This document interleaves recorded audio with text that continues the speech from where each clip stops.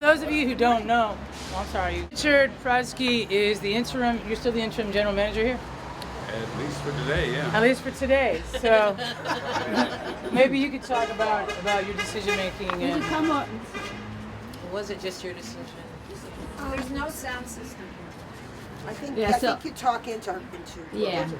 young lady over there. Oh, all It's right. the way that it We can works. hear you, yeah. Come close. Yeah. Okay. I'll talk to you then. In terms of making a decision with regard to programming, we might all have different views on. Come in closer. come in closer, guys. Give him a break. Older. Thank you for coming out to talk to us. Yeah, thank you. We might all have different perspectives on what's important at any given time.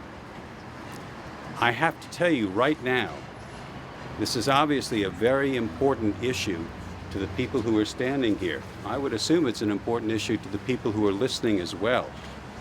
But the most... That's all right. Let me talk. Come closer. But really, the most important issue facing Pacifica right now, and this comes from somebody who is not only the interim general manager at this station, but the interim general manager at the Los Angeles station as well, is the fact that the supposedly successful California stations don't have the money that they need to continue to sustain the network. The East Coast stations are not contributing to the survival of the network. Let him finish. Hold on. So, one of the concerns that a general manager has with regard to programming that probably listeners don't is the amount of revenue it can generate. Now, not all programs can generate revenue. By the same token, not all time slots can generate revenue either. We simply can't generate revenue during the overnight. We generate very little revenue during the nighttime. We generate very little revenue on the weekends. There are certain times during the weekdays when we have the best chance to generate revenue. Now, to be sure, all the Pacifica stations rely on over-the-air fund drives almost exclusively to generate revenue. KPFA is a little different. It has some of the special events that Bob Baldock does and things like that. They generate some, but overwhelmingly, even at KPFA, the most money comes from our over-the-air fund drives. If we do not maximize what we get at the times when we can get the most money, essentially, we're going to fail. That's what happened in New York. That's why BAI is failing. They have programming that simply doesn't have any appeal to any sizable audience that can give them money. They don't have special events to generate revenue. And so for, I believe, almost 10 years, Tracy, BAI has been running in deficit. Definitely 10 years. Yeah. Definitely 10 Okay. years, yes. Now you can say, well, that'll never happen here. Well, it doesn't have to. Okay. All we have- Ask a question then, because see, the problem that I have with was done is that it was done during the fund drive. I mean, everything that you're saying about finances, I understand. So what I would like to see as an open and above board process, for example, would be to like have actual numbers of what was generated during the fund drive. Like what did Project Sensor generate? How many calls did come in? And you know, how many calls came into certain other programs, the actual numbers. But instead of waiting until the financial numbers came in and actually giving the public an actual analysis, this decision was made. And the other comment I want to make to what you said is, yeah, I do believe that the KPFA doesn't bring in any money on the weekends because it's the same boring program for hour after hour after hour. You could bring in money on the weekend if maybe you had some actual quality programming. Yeah. You know, that's where the changes need to happen. Not like, oh, we give up on the weekends and therefore the one slot where we make money is where we have to just exclude, or like maybe the reason why that is the popular spot is because of the current programming. And we need the numbers before the cutting is happening. You don't need Chris Welch to read the AP before. Yeah. The other piece I'd like to know is how much like it costs to bring Amy Goodman in, how much it costs. Somebody raised the question to bring Sonali in, and you know, yeah, that would be part of it, and which I understand is part of the problem with WBAI. And we have figures for Sonali's fundraising in LA which are very lukewarm, not impressive at all. Yep. No more than what the morning mix has brought in. Maybe there was an artificial bump up this last week. But that's not, we don't think that's sustainable. Well, that's then an we'll find out. anomaly. Look at her track record over time in LA. Dan Siegel gave $1,000 to Sonali show, and who else of the wealthy people here? Who are the had their anonymous friends? donors? Who are Buying the station. I mean, they're buying the station, and that happens. And we who've been watching for years. Do you want to just have me stand here and have you tell me what you feel, or do you want me to answer Yes, questions? it's community radio. We listen to you, and now we want you to listen to us. Yes, community Well, that would radio. mean I'd have to talk at some point. We want you to do what we say. Okay, let's sum it up into a question. Let's sum it up into a question. The finances are in question, Richard. That's what they want to know about. We're getting information saying that Sonali's show is not even equal to what Morning Mix. It's not exceeding what Morning Mix has done. Is that true? No, that's not true. Okay, and where is that information for that? We can put out the amount of money that was raised. Okay, In fact, it's also my understanding that there was supposed to be an audit right before summer was cut. Is that true? there is still supposed to be an audit. I think the audit is ongoing, but that's It a is national office. ongoing? That's not here. Okay, but that's an audit of all the stations, including KPFA. Yes, it That's is. public information. We need to have that information, right? I don't know We're to entitled the to degree it? to what it is, how public it is. It has to go to, no, there are aspects of a not-for-profit. It's certain finance information, but for example, the salaries of people we pay, things like that, that doesn't have, yeah. You have a choice in the matter, though. You have a choice about what you want to show us.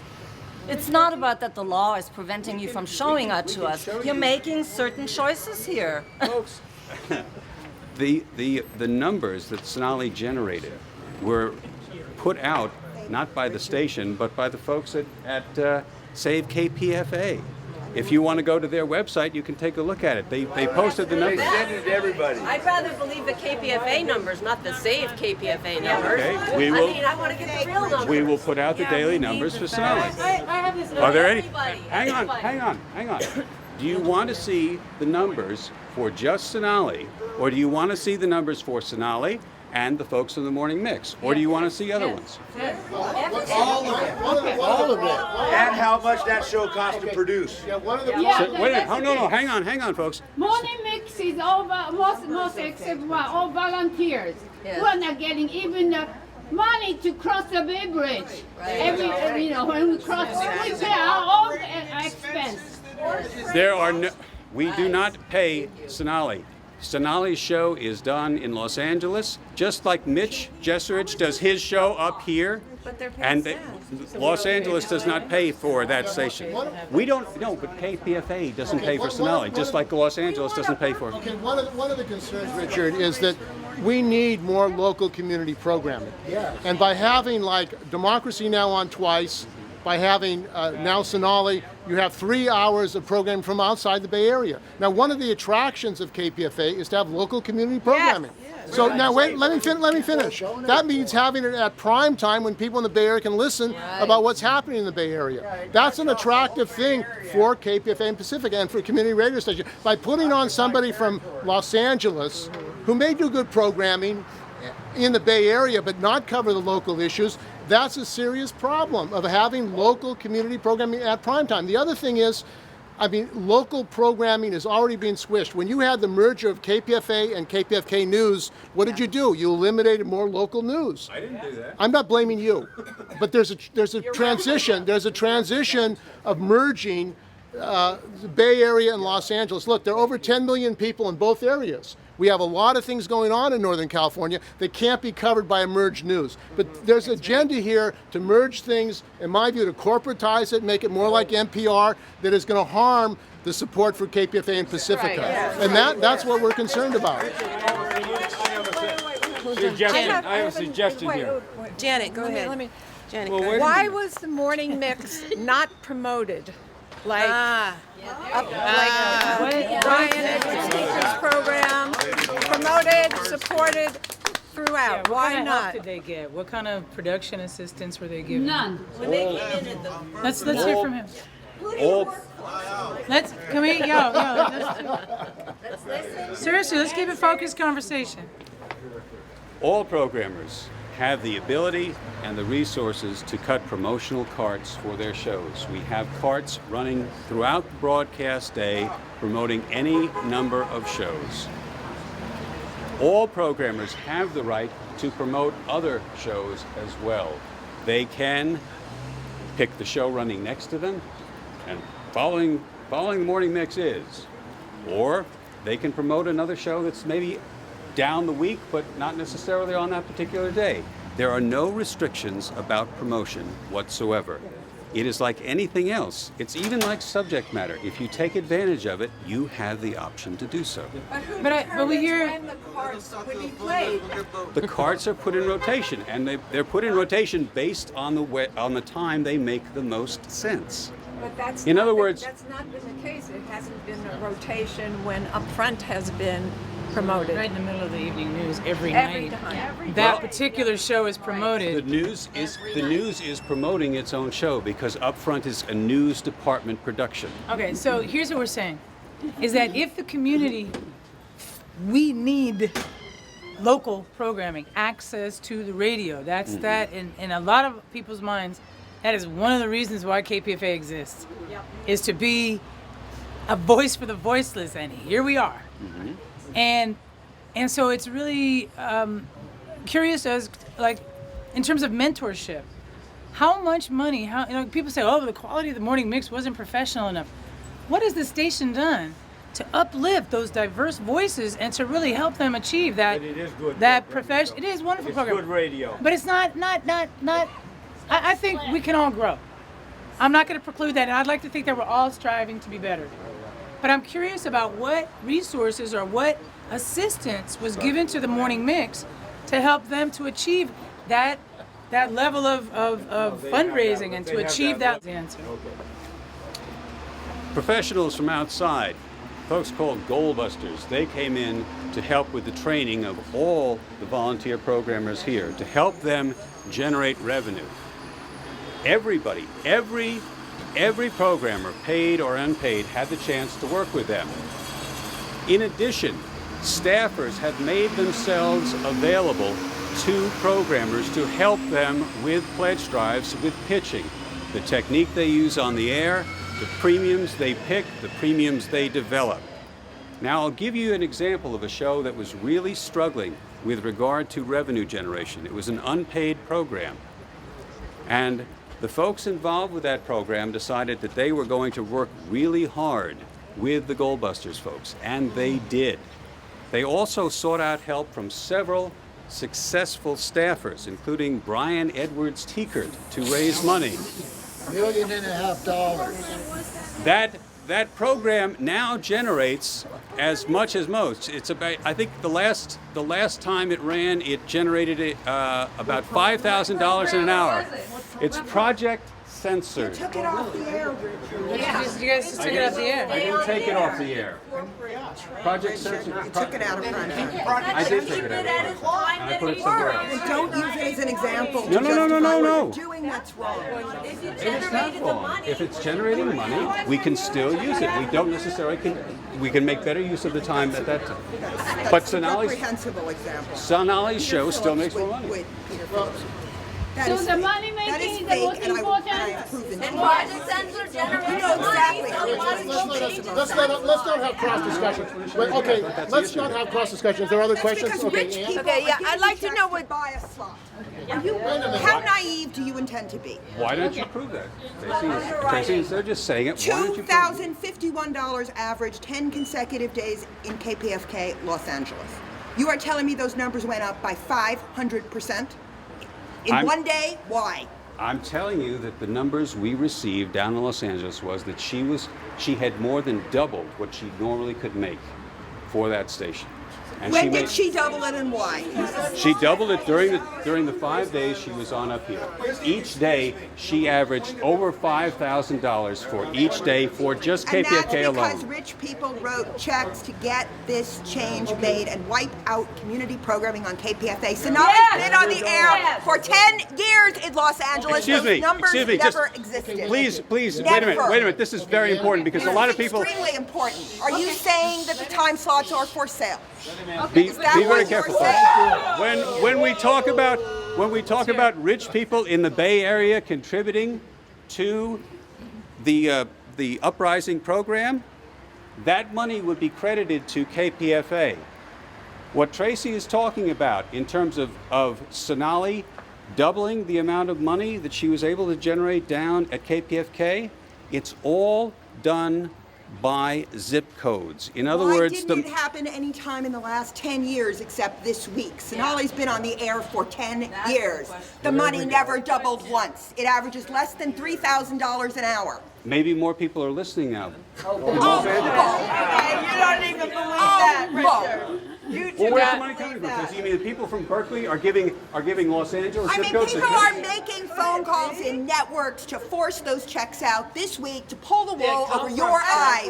Then show me the proof, Tracy. Please Or show me. slots for sale. Give me your pledge cards. Question. Let me borrow your pledge cards. I'll prove it. All right, let's share this. Let's move on to another conversation. Ask the board to get the pledge cards. Okay, what's the source of the money? I'd be happy to point it out. What's the source of the money? Marilyn has a hand up over there. Marilyn. Here you go, here you go. Let Marilyn go ahead. Mic check. Is it your goal to appeal to more affluent listeners or to appeal to the poor, low-income, working-class people in our community? Because it's the latter, the poor, low-income, and working-class people that love the morning mix. We want it back. Show respect for us listeners. Many of those people have contacted me and said they give a little bit what they can afford, but they're not going to give any more with this change. We want our community radio back. So tell me, which group of listeners do you really want to appeal to? And we can do it with unpaid staff. That's why we have unpaid staff. And I thank the unpaid staff. Yes. They're here so that we can afford to have a radio station for us in the community who can't afford to give big bucks.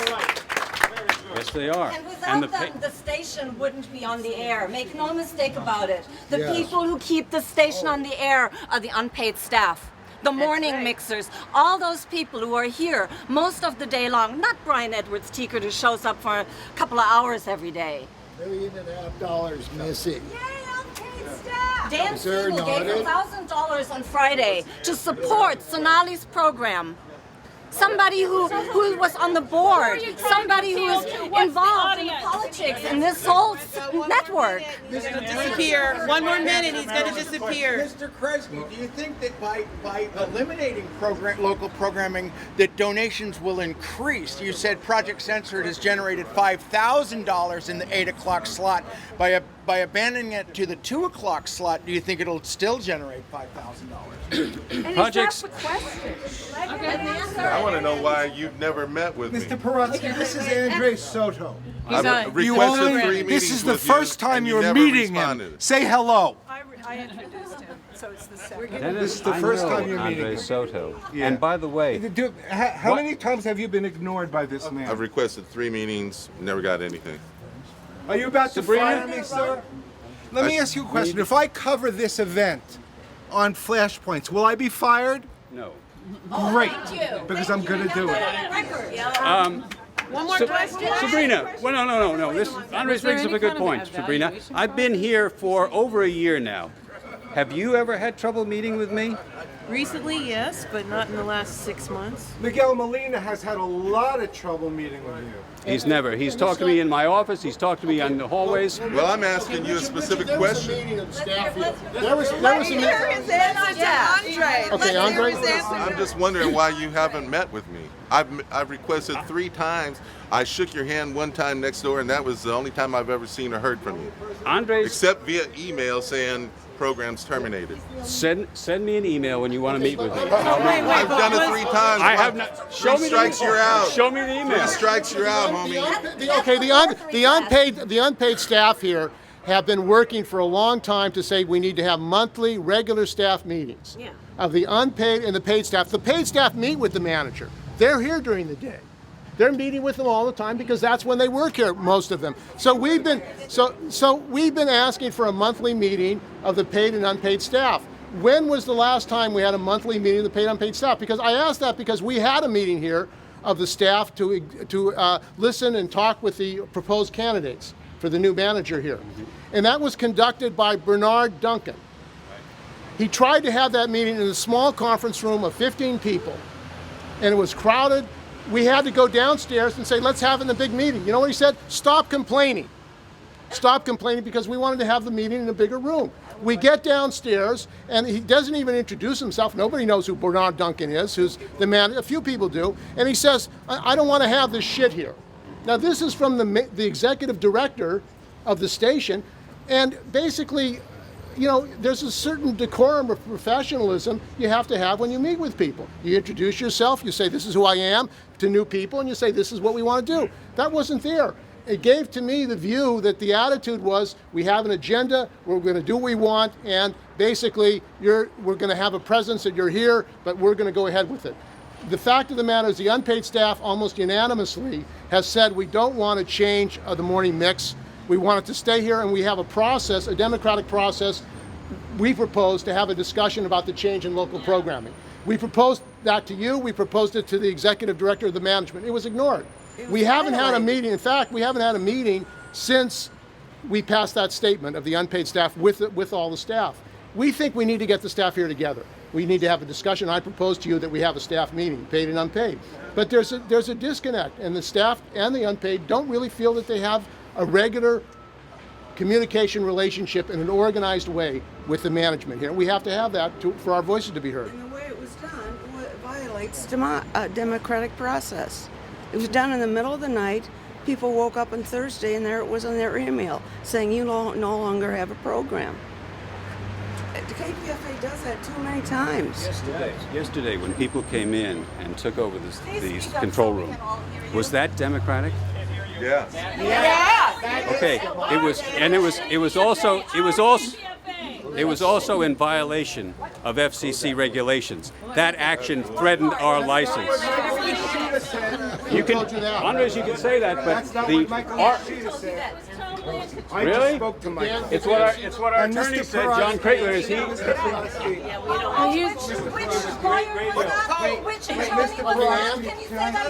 Was the morning mix ever evaluated? He's the FCC attorney for the Pacifica Foundation. Hey, look, I would like to say something about the mission. This year, I won a prize for promoting peace in the Great Lakes region of Africa, the most war-torn region in the world, okay? And a lot of this was done with my weekend news time. That was the start of it. I would call people from here, I would speak to them. I would then put the extended conversations on the web where people all over the world would find them. KPFA played an important role in that. I wish they were proud of it. I had to listen, well, I didn't have to, but I could listen to Uprising, Upfront, and the Pacific Evening News every week, just as well as I could read Reuters and the AP to see what the argument that I had to deconstruct on the weekend was. So what does this have to do with the mission? Every time I have listened to Uprising, she is pulling us in the direction of humanitarian war. Yeah. I've got to get back to work. No. This is it, Frank. I'm sorry. Well, you want to have Folks, a meeting with me? What can you have it here? Why do I have to meet with you, especially about what happened yesterday? I wanted to meet with you yesterday, Frank. That time frame passed. That we don't have a meeting anymore. We don't need to. Secondly, folks, if you have dictator, wow! If you have any complaints about the dictator or anything else with the station, you have an LSB to go to. That is your recourse. By all means, go to them. Okay, and so what this LSB member would say is that I actually had the impression that you like to approach things systematically. I'm actually really disappointed because I look at KPFA as a mentorship, as a way to take the community, teach them radio, send them back to the community, and make us stronger in this way. And when I hear that the morning mix producers were not even given the opportunity to have a meeting with you, to evaluate the program, say, look, guys, we love, we gotta do this better, we gotta do that better, we gotta get more money, how are we gonna do that? And work with folks. But I tell them, I call this the bomb in the marketplace strategy of management, where you just drop a bombshell, boom, and here we all are worrying about how these decisions are coming down instead of building a station and supporting the morning mix and doing what we can to uplift the thing. But if we're not having a process, and if we're not having communication, if you're not even meeting with the people that you're firing, it's just disappointing and unprofessional. I'm telling you this because I have really appreciated some of the things you've done here, but this is like, it feels like sabotage. It feels like, okay, you could be more than disappointed. I'm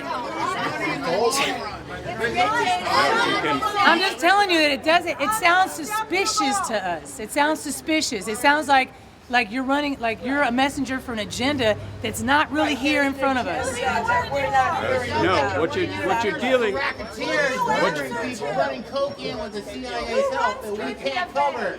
What you might have to recognize is that as general manager of a radio station might have other priorities than what are reflected by the unpaid staffers and even by some by the community. If people feel as though that money is unimportant, that we shouldn't really worry about it, and I've had people at Los Angeles say the same thing.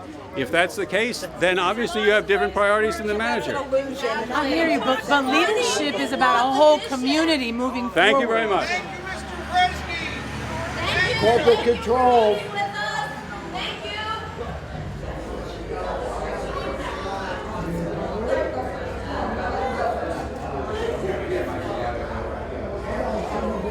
Bring back the morning mix. Bring back the morning mix.